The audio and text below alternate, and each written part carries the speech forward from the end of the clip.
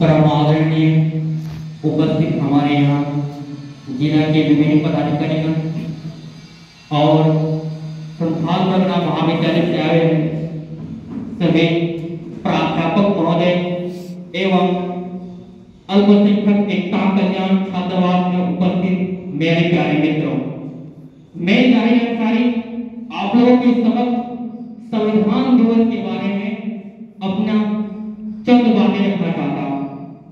जैसे कि आप सभी लोग जानते हैं कि आज 26 नवंबर संविधान दिवस के रूप में मनाया जाता है, क्योंकि जिस समय भारत 15 अगस्त 1947 को आजाद हुआ था तो उस समय एक संविधान की जरूरत पड़ी थी, क्योंकि उस समय में महापुरुषों ने कल्पना की थी कि संविधान के बिना देश चल नहीं सकता।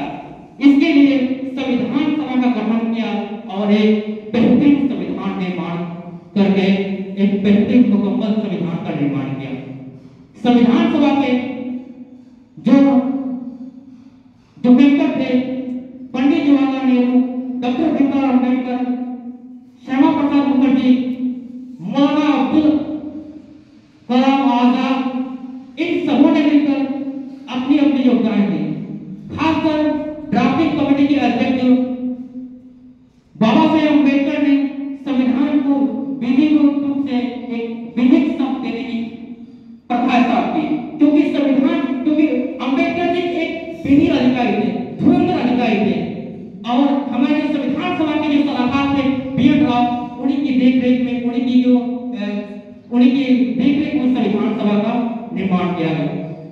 क्योंकि संविधान में एक बेसिक यानी कि मौलिक दस्तावेज है, यानी कि नियमों का एक संग्रह है जिसमें भारत की शासन व्यवस्था इनके माध्यम से चलाई जाती है, क्योंकि बिना संविधान के हम शासन व्यवस्था चला नहीं सकते। और विभिन्न सारे महापुरुषों ने इन विभिन्न सारे देशों से, चाहे अमेरिका हो, चाहे ऑस्ट्रेलिया हो, चाहे फ्रांस हो, चाहे आयरलैंड हो, उन सभी का संविधान को गहन अध्ययन किया, फिर उसके बाद संविधान को रचा गया। क्योंकि संविधान को पढ़ने में 2 वर्ष 11 महीना 18 दिन लगे थे, क्योंकि धैर्य के साथ संविधान को पढ़ाया गया, क्योंकि धैर्यता का हमारे महापुरुषों ने प्रथम परिचय दिया। इसीलिए कबीरदास की महत्वपूर्ण पंक्ति है, धीरे धीरे माना धीरे सब कुछ होए, माली सिंह ने सो बड़ा गीतो आए बात होए। क्योंकि धैर्य से तो है, क्योंकि बिना धैर्य से हम एक मुकम्मल संविधान की कल्पना नहीं कर सकते हैं। हमारे संविधान में हमारे मौलिक अधिकार कराए जाते हैं और मौलिक अधिकार के साथ साथ हमारे फंडामेंटल ड्यूटी है कि हमें राष्ट्र के प्रति अपना भी समर्पण भाव होना चाहिए। इसीलिए क्या है किसी कवि ने कहा कि मैं तुम्हारी हर मुकम्मल दर्द का जवाब हूँ, मैं तुम्हारी हर मुकम्मल दर्द का जवाब हूँ, कभी समय मिलना तो मुझे पढ़ना, मैं भारत का संविधान हूँ, मैं भारत का संविधान हूँ।